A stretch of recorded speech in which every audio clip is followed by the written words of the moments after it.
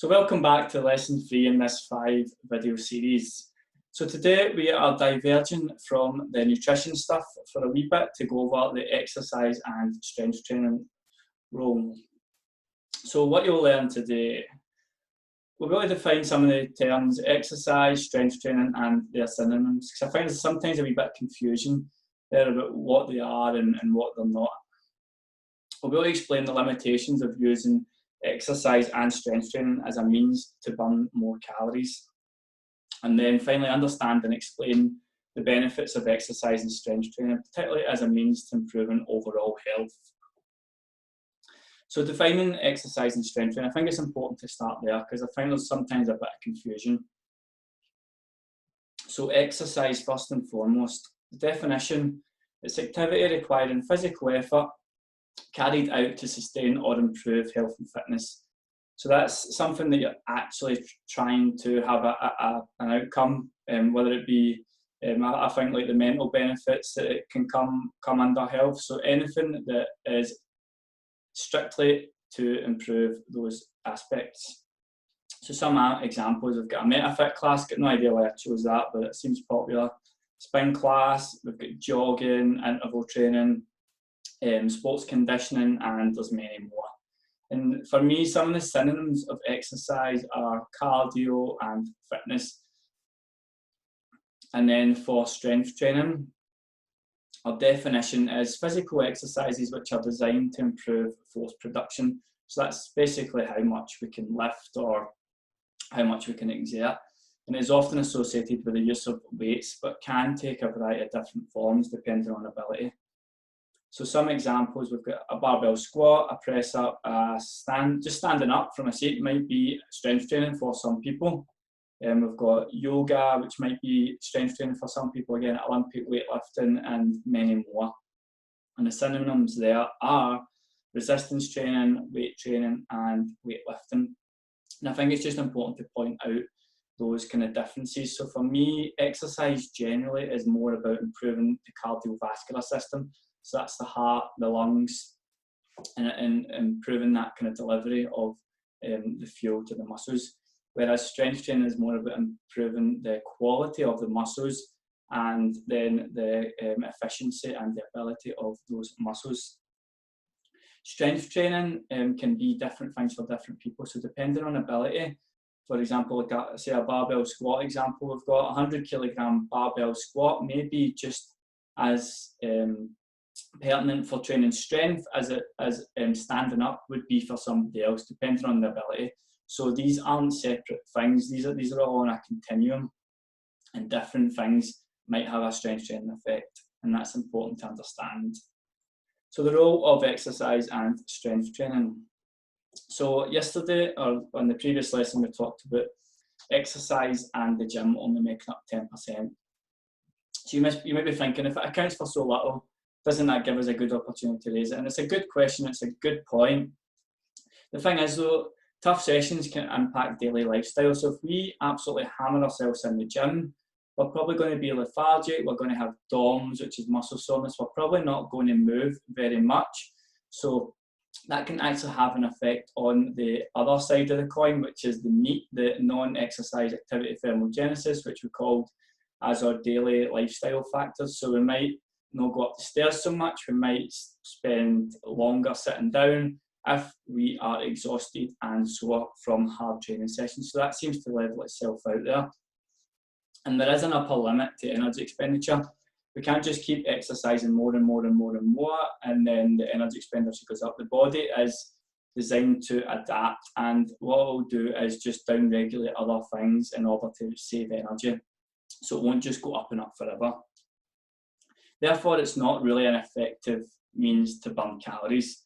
It can contribute to raising our BMR, as we spoke about a wee bit, because muscle is more metabolically active and it raises that rate, but it's largely insignificant, although it is a good benefit. So what are the exercise and strength training benefits? So number 1, protect and build lean tissues. Number 2, motivation. Number 3, set long-term habits. And number 4, there's health benefits, which we'll go into in a lot more detail. So the first point, protect and build lean tissues. So That's where we want to kind of preserve those metabolically active tissues and the things that will give us good shape, good performance, and increase our overall metabolism. For motivation, for me personally, like going into the gym and lifting a set weight for a set amount of reps and sets, it's really, really measurable. So if we can increase the weight the next session, or we do an extra set, that proves to us that we're getting stronger and that we're improving ourselves. And for me, that is really addictive on the motivation piece. There's no many exercises that you can do that give you that kind of direct measure of success, and you can get it every single day. So for me, that can be quite addictive and quite motivating. It will also set the long-term healthy habits that you want to maintain or manage weight and health. So let's get into the health benefits. Oops. Wrong way. So the health benefits of strength training, so we'll keep these two things separate because, like we've discussed, they are slightly different things. So well-structured strength training can improve fitness, it can increase muscle, well, it should increase muscle mass, and it will strengthen bones. And this reduces the risk as we age of osteoporosis, slips, trips and falls, and the decline in energy and movement, which we normally associate, and that basically is our independence. So all really important things, and all things that are going to give us some protection for long-term health. There are some short-term benefits as well, which we'll get into. The health benefits of fitness training. So we've kind of used those exercise and fitness things synonymously there. So we're really talking about those general things. We're getting sweaty, we're getting the heart rate up.